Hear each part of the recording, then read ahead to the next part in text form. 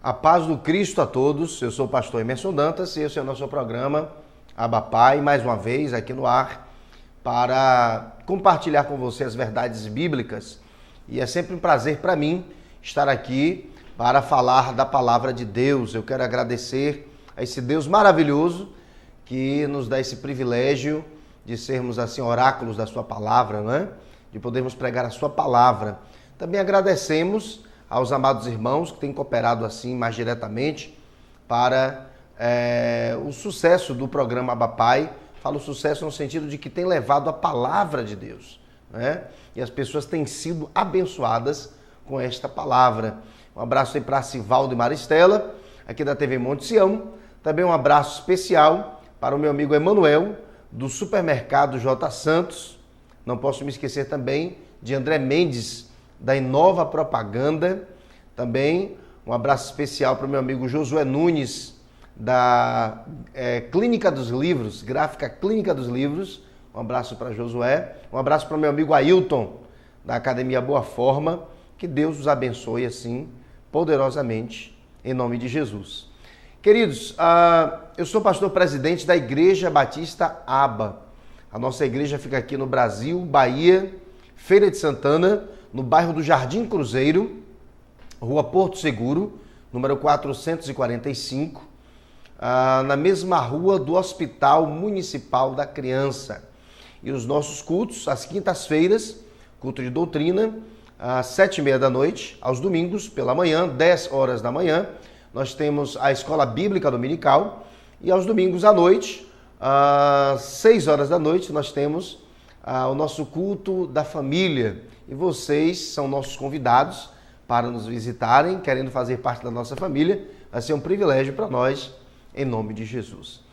Queridos, também quero compartilhar com vocês o fato de que os nossos DVDs estão à disposição de vocês ali na Livraria Evangélica Proclamai, ok? Um abraço especial para o pastor Antônio e para a sua esposa, a irmã Ieda, ali da Livraria Evangélica Proclamai.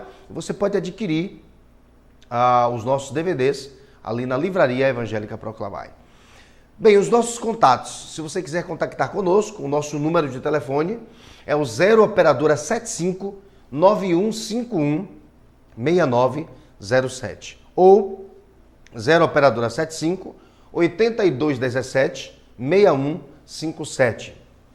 O nosso e-mail é er_dantas@hotmail.com e o nosso Facebook Emerson Dantas de Roberta.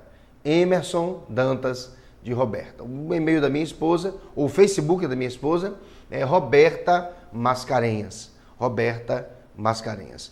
Graças a Deus temos levado as nossas palestras a muitos lugares e por meio, sobretudo, do Facebook, temos conversado com as pessoas que participam das nossas palestras. Temos a palestra Imoralidades Sexuais, temos a palestra Casamento a 3 e temos também a palestra Toda Droga é uma Droga.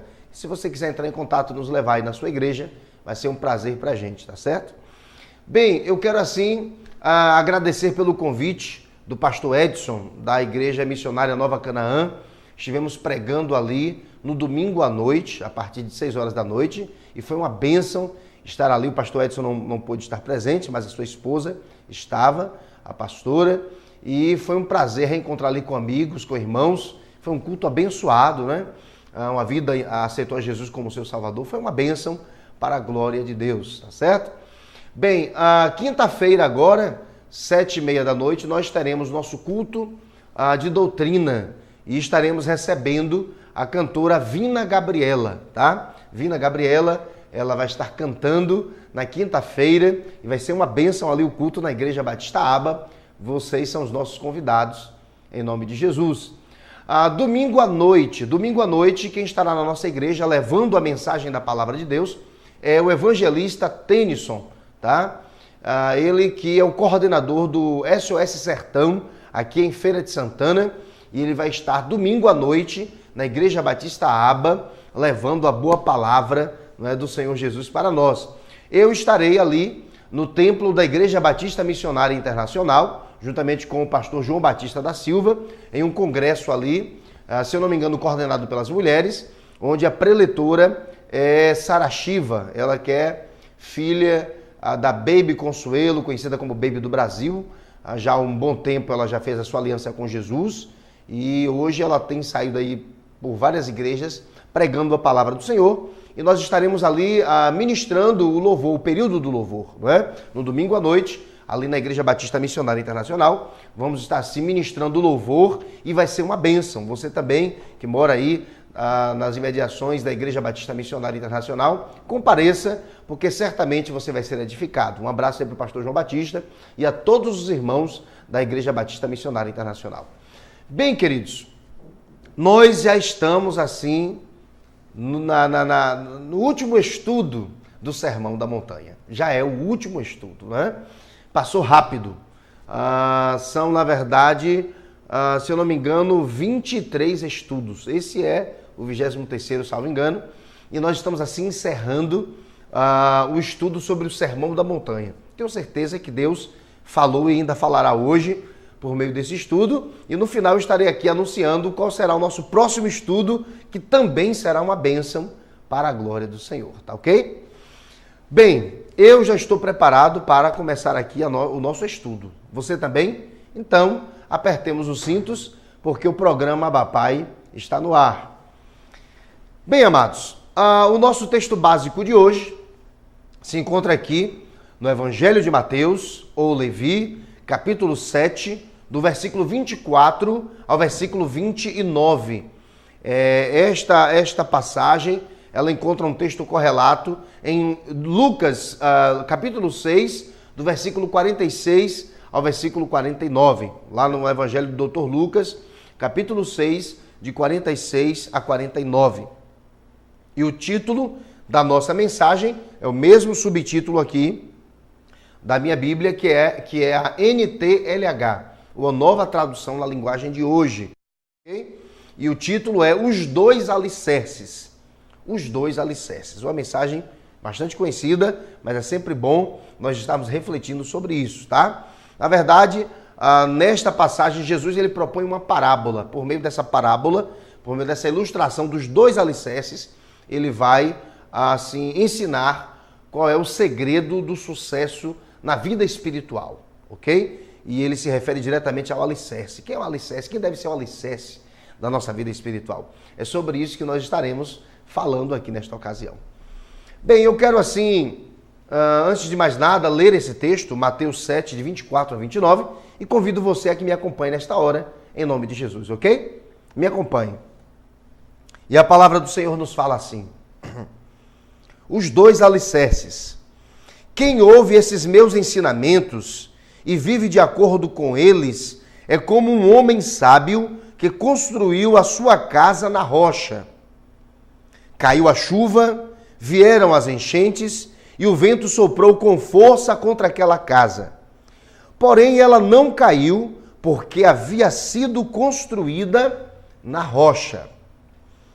Quem ouve esses meus ensinamentos e não vive de acordo com eles é como um homem sem juízo que construiu a sua casa na areia. Caiu a chuva, vieram as enchentes e o vento soprou com força contra aquela casa. Ela caiu e ficou totalmente destruída. É assim a passagem final aqui, não é? Do Sermão da Montanha. E nos versículos 28 e 29, temos assim os dois últimos versículos desse sermão, que nos falam assim: a autoridade de Jesus. Quando Jesus acabou de falar, as multidões estavam admiradas com a sua maneira de ensinar. Ele não era como os mestres da lei. Pelo contrário, ensinava com a autoridade dele mesmo. Muito bem. Então, queridos, Mateus 7, de 24 a 29 é o nosso texto básico. O nosso título é Os Dois Alicerces. E eu quero ilustrar a mensagem de hoje lendo Provérbios, capítulo 10, versículo 25. E assim nos diz a palavra do Senhor: como passa a tempestade, assim desaparece o ímpio, mas o justo tem fundamentos eternos. Que maravilha, né? Salomão, foi ele quem escreveu aí os provérbios, e aqui no capítulo 10, no versículo 25, inspirado pelo Espírito Santo, ele registra isso. Como passa a tempestade, assim desaparece o ímpio. Mas o justo tem fundamentos eternos. Então o justo ele durará para sempre, porque ele viverá eternamente com Deus depois que partir dessa vida, não é física. Mas o ímpio, infelizmente, ele irá para o tormento eterno, porque o seu alicerce não foi a rocha, foi a areia.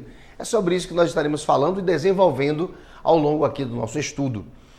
Bem, eu fiz assim uma pesquisa sobre isso, sobre a engenharia, não é?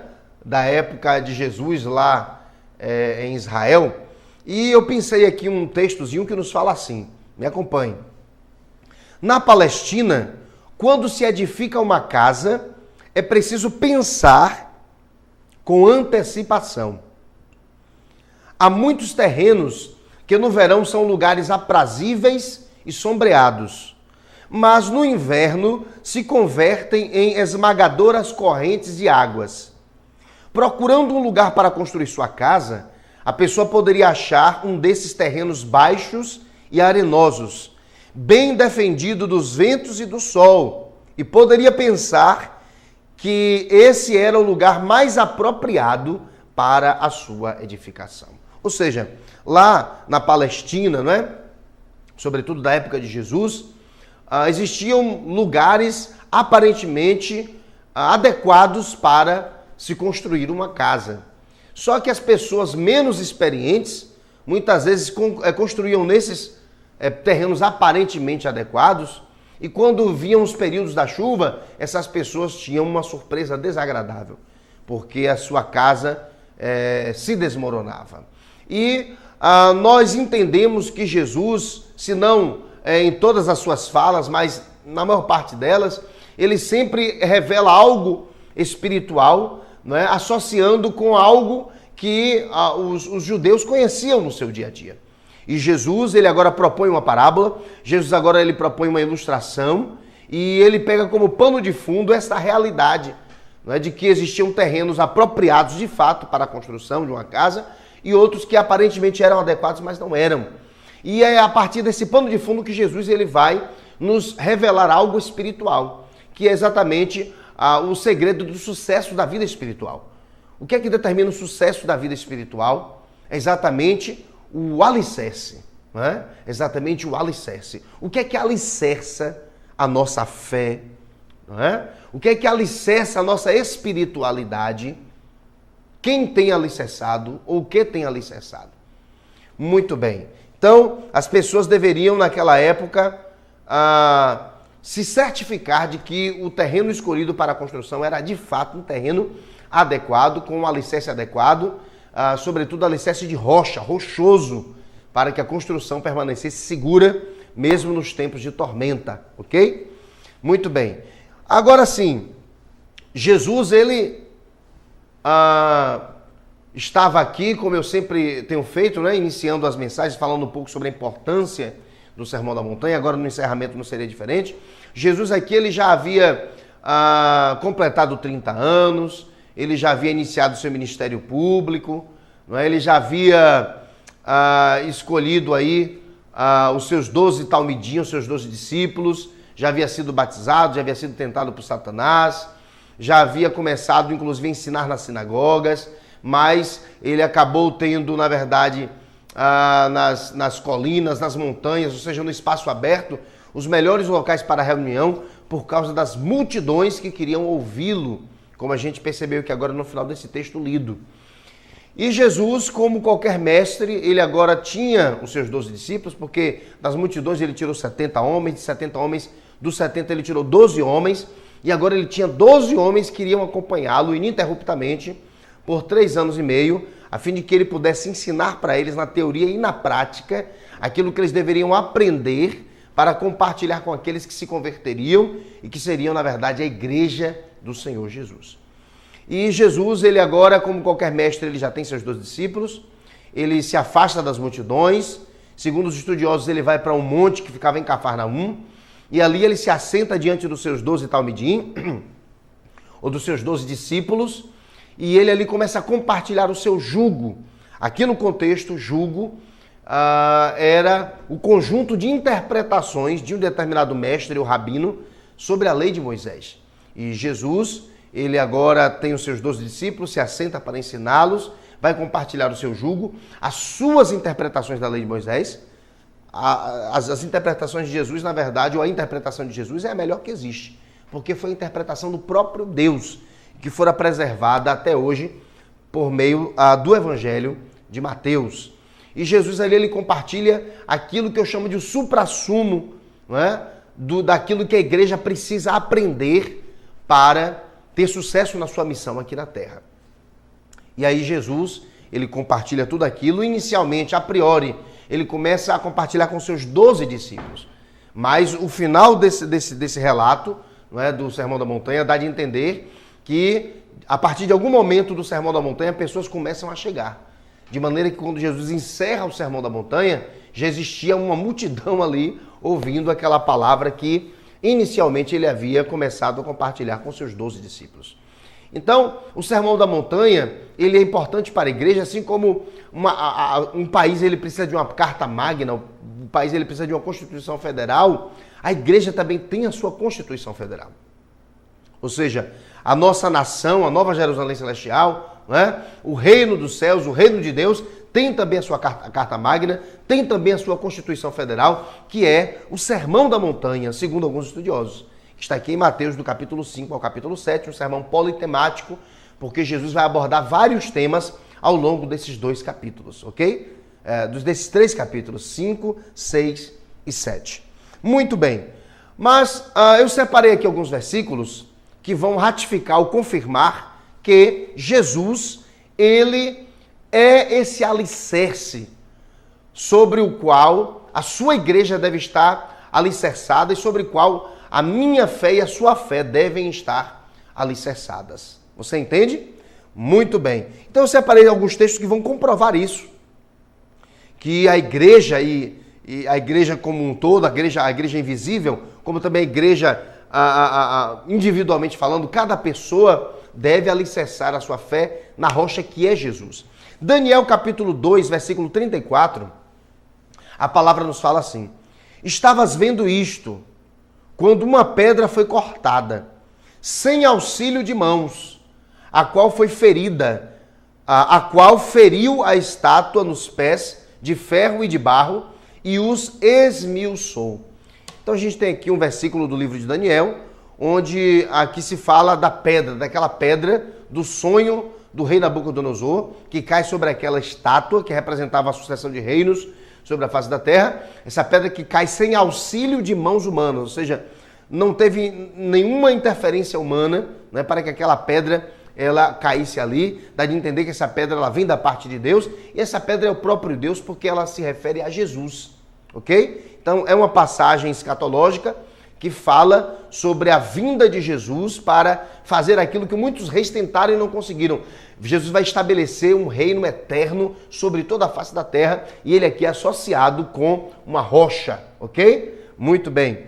Mateus capítulo 16, versículo 18. A palavra do Senhor nos fala assim: pois também eu te digo que tu és Pedro. Jesus quem está falando aqui. E sobre esta pedra, Jesus se refere a ele mesmo, porque no versículo anterior ele já havia falado sobre isso. Edificarei a minha igreja, ou seja, sobre mim mesmo, eu edificarei a minha igreja. E as portas do Hades, ou do inferno, não prevalecerão contra ela, contra a minha igreja. Então Jesus, ele mesmo diz ser essa pedra sobre a qual a igreja ela é edificada. E aqui em 1 aos Coríntios, capítulo 13, de 9 a 11, o apóstolo Paulo, escrevendo aos irmãos da igreja grega de Corinto, ele diz: porque nós somos cooperadores de Deus. Vós sois lavoura de Deus e edifício de Deus. A igreja que é associada é comparada à lavoura e a edifício. Segundo a graça de Deus que me foi dada, lancei eu, como sábio construtor, o fundamento, e outro edifica sobre ele. Mas veja cada um como edifica sobre ele, sobre esse fundamento que é Jesus. Porque ninguém pode lançar outro fundamento além do que já está posto, o qual é Jesus Cristo. Amém, amados? Então, Daniel, Mateus e 1 aos Coríntios além de outras passagens, ratificam, comprovam que Jesus ele é a pedra angular, não é? Ele é a pedra de esquina, ele é a rocha dos séculos. Ele é, na verdade, o alicerce sobre o qual está construída a sua igreja. E nesta parábola, nessa ilustração proposta por Jesus, ele diz que cada pessoa ela deve estribar a sua fé nele, em Jesus, e em nenhum outro, não é? Porque só Jesus, ele é Deus, só Jesus é quem salva, cura e liberta. Mas muito bem, lendo aqui esses versículos de 24 a 27, a priori, eu pensei algumas palavras, né, que me chamaram a atenção. No versículo 24, né, Jesus está falando sobre a pessoa que constrói a sua casa sobre a rocha. E as palavras que eu pensei aqui são: ouve. Em segundo lugar, esses meus ensinamentos. Em terceiro lugar, vive. Em quarto lugar, homem sábio. Quinto lugar, casa na rocha. Ou seja, a pessoa que ouve a palavra de Deus e não apenas ouve, mas pratica, apesar da dificuldade que temos de praticar, porque são muitas as tentações que nos seduzem todos os dias, né? E nós precisamos aprender a nos contrariar para fazer a vontade de Deus. Temos que passar momentos desconfortáveis, mas para agradar a Deus. Então não é fácil, mas também não é impossível. E aí Jesus, nessa ilustração, ele diz que a pessoa que ouve e pratica os seus ensinamentos, essa pessoa, ela viverá eternamente. Diz que essa pessoa é comparada a uma pessoa sábia, essa pessoa é sábia, né?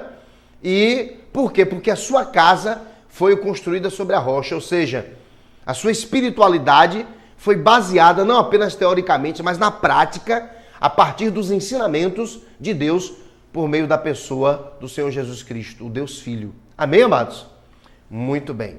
No versículo 25, eu pensei também algumas palavras. Fala sobre chuva, enchente, vento e não caiu. Ou seja, a pessoa que ouve a palavra de Deus e apesar das dificuldades que vai encontrar, se ela coloca em prática aquilo que ela ouve, apesar dos momentos desconfortáveis que ela terá para praticar, então, consequentemente, a chuva, a enchente e o vento, que são, na verdade, símbolos dos impropérios da vida, dos desafios da vida, das tentações, das provações, das dificuldades que nós viveremos ao longo dessa vida. Se, apesar de tudo isso, nós insistirmos em obedecer a palavra de Deus, nós seremos salvos.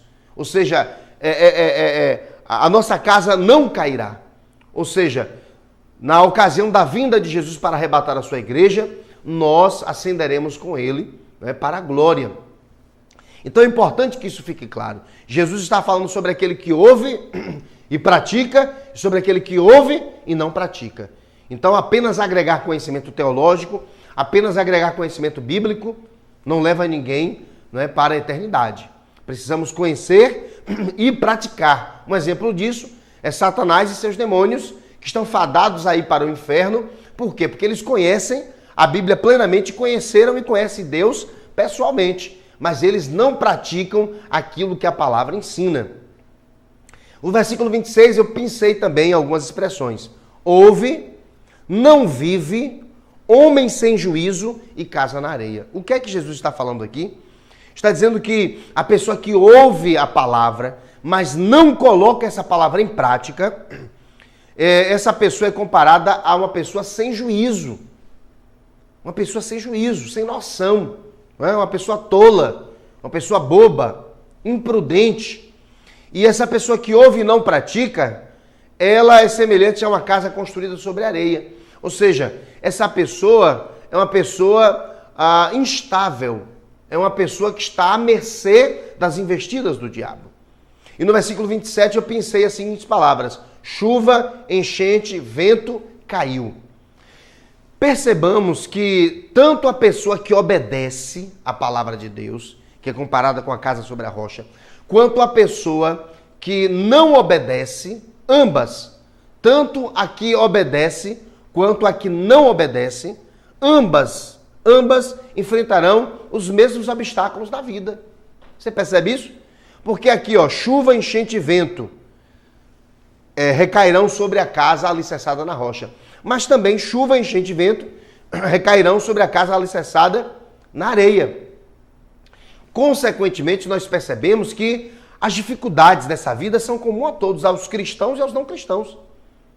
Agora, o que é que vai determinar o sucesso, não é, da vida espiritual de alguém? É exatamente o fato de obedecer a palavra de Deus. Alguém já falou que o alfabeto do homem é ABCD, mas o alfabeto de Deus é obedecer. E Deus quer que aprendamos esse alfabeto. Ele quer que o obedeçamos, ele quer que leiamos a Bíblia, não é? Ele quer que estudemos a Bíblia, mas que mais do que agregar conhecimento bíblico, que a gente coloque em prática. E mais uma vez eu digo, não é fácil. Ser cristão não é fácil.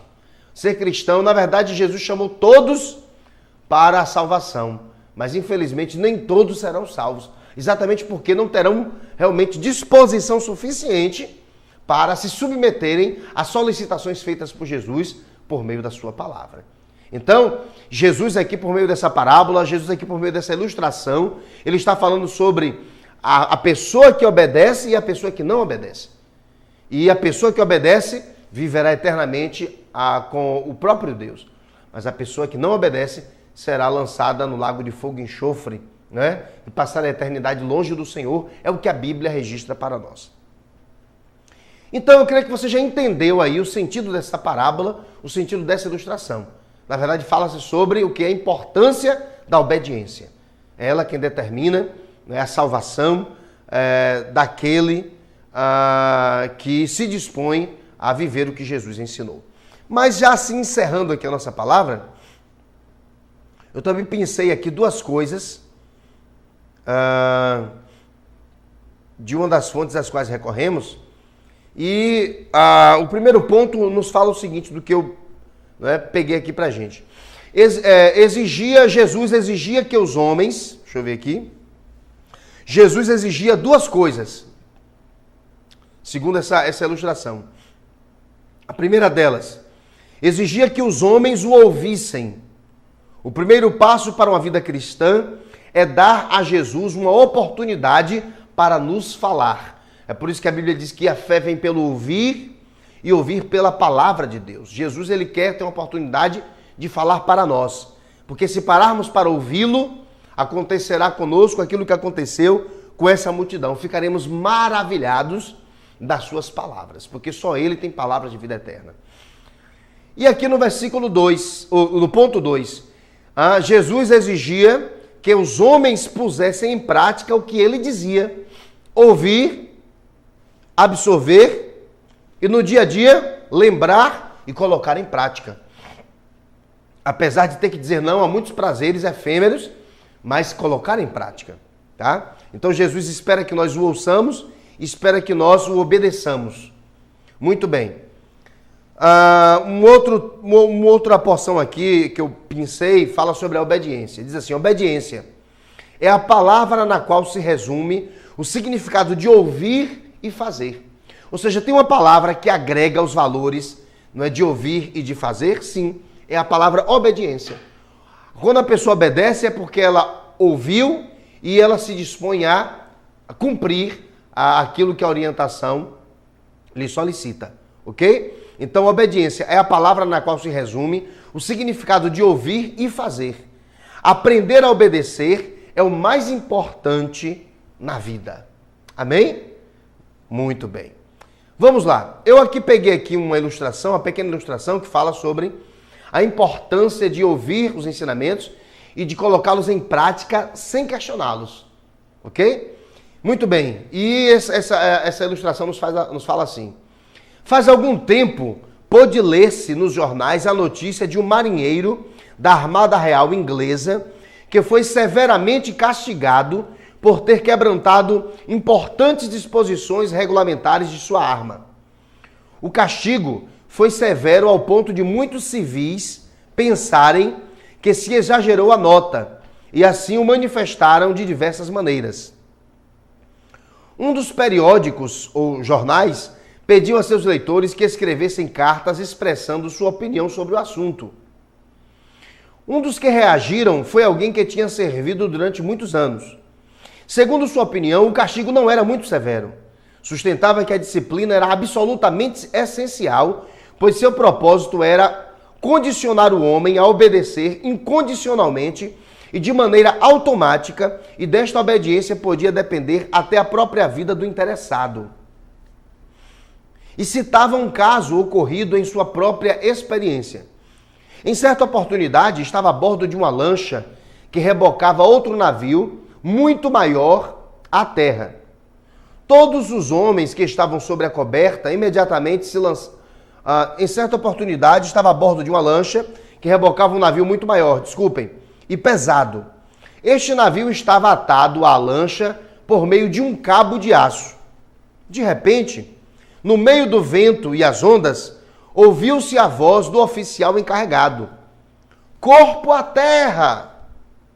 Todos os homens que estavam sobre coberta imediatamente se lançaram ao piso. Nesse mesmo momento, estalou o cabo de reboque e seus pedaços açoitaram a coberta como uma serpente de aço enlouquecida. Se algum homem tivesse estado de pé, teria morrido instantaneamente pelo golpe. Mas toda a tripulação obedeceu automaticamente e ninguém saiu machucado. Se alguém parasse para discutir a ordem ou tivesse pedido esclarecimentos, teria sido um homem morto. A obediência pode salvar a vida. Esta é a classe de obediência que Jesus exige. Ele afirma que a obediência às suas palavras é o único fundamento firme para a vida. E sua promessa é que toda a vida cimentada na obediência a Ele está segura, por fortes que sejam as tormentas que a açoitem. Amém, amados? Muito bem, então essa ilustração aqui fala da importância de ouvir, não é, as instruções que nos são dadas por Jesus e colocá-las em prática. Não é? Sempre que o Jesus nos fala algo, devemos obedecer, porque Ele sabe de todas as coisas. Nós temos uma visão muito curta das coisas, mas Jesus, Ele sabe de tudo e Ele sempre sabe o que é melhor para nós.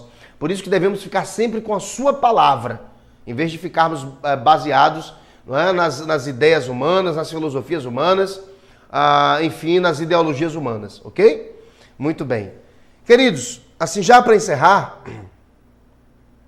eu quero ler aqui mais dois textos. Romanos 5,19, que fala assim: porque, assim como pela desobediência de um só homem, muitos foram constituídos pecadores, assim também pela obediência de um, muitos serão constituídos justos. O primeiro Adão, lá naquele jardim, no jardim do Éden, ele desobedeceu a Deus. E porque desobedeceu a Deus, infelizmente, toda a criação de Deus foi comprometida com a sua desobediência, porque o pecado degenerou a criação, tá? Mas o segundo Adão, que é o Senhor Jesus, em outro jardim, não é? Ali no Getsemane, ele, mesmo diante do fato de que ele iria morrer, ascender à cruz e morrer, ele preferiu obedecer. E foi fiel até a morte e morte de cruz. Então, se por meio do primeiro Adão veio a condenação para a humanidade, por causa da desobediência, através do segundo Adão, que é Jesus, por meio da obediência, nos veio a salvação. Você entende isso? Então, obedecer a Deus independe das circunstâncias. O primeiro Adão desobedeceu no jardim do Éden. Não é? Tudo perfeito, tudo maravilhoso, tudo muito lindo. E o segundo em um outro jardim, no Getsemane, debaixo de circunstâncias pesadíssimas, debaixo de uma pressão espiritual, emocional, física, social, política tremendas, esse segundo Adão, ele obedeceu. Então, obedecer independe das circunstâncias e do lugar. Depende da nossa atitude, depende da nossa disposição de fazer aquilo que a palavra nos ordena. E assim, para encerrar, Romanos 8,35, que fala assim: quem nos separará do amor de Cristo? A tribulação, ou a angústia, ou a perseguição, ou a fome, ou a nudez, ou o perigo, ou a espada? Como está escrito, por amor de ti somos entregues à morte o dia todo. Paulo falando, né, para os crentes de Roma. Fomos considerados como ovelhas para o matadouro. Mas em todas essas coisas somos mais que vencedores por aqueles que nos amou. Porque estou certo de que nem a morte, nem a vida, nem anjos, nem principados, nem coisas presentes, nem futuras, nem potestades, nem a altura, nem a profundidade, nem qualquer outra criatura nos poderá separar do amor de Deus, que está em Cristo Jesus, nosso Senhor. Então Paulo, ele sabia que independente das circunstâncias, valia a pena ser fiel. Amém? Então, que a minha casa, que a sua casa, que as nossas casas, né, que o nosso condomínio espiritual esteja alicerçado sobre a rocha que é o Senhor Jesus. E que o ouçamos, mas não apenas o ouçamos, que o obedeçamos, a fim de que possamos passar a eternidade na glória, não é? Ao lado do nosso Pai Celeste, em nome de Jesus. Chegamos ao final, tá, do nosso estudo Sermão da Montanha. Espero em Deus que Deus tenha falado com você, que Ele tenha falado com você profundamente, que você possa ter aprendido um pouco mais da palavra de Deus, ok? E hoje eu vou revelar o nosso próximo estudo. O nosso próximo estudo será as principais doutrinas da Bíblia. Teologicamente falando, chamamos essa matéria de teologia sistemática. A teologia é uma ciência, como qualquer ciência ela tem matérias. Uma das matérias é a chamada teologia sistemática, porque aprendemos sobre Deus de forma sistemática, ou seja, de forma organizada. E vamos estudar as principais doutrinas, os principais temas. Estudar sobre Deus Pai, Deus Filho, Deus Espírito Santo, estudar sobre os anjos, estudar sobre o pecado, estudar sobre a salvação, estudar sobre a igreja, estudar sobre os fins dos tempos, enfim. Serão temas que estaremos trazendo e com uma novidade, com slides, ok? Teremos imagens agora associadas à nossa fala e o estudo vai ficar mais interessante, mais colorido para a gente. Tá bom? E eu tenho certeza que você vai tirar muitas dúvidas e que Deus vai falar com você copiosamente. Assim nós esperamos, tá certo? Vamos orar? Vamos orar? Próximo estudo, a gente vai começar com teologia sistemática. O primeiro tema vai ser a doutrina de Deus ou teontologia. Se prepare que a gente vai estar juntos querendo Deus. Vamos orar?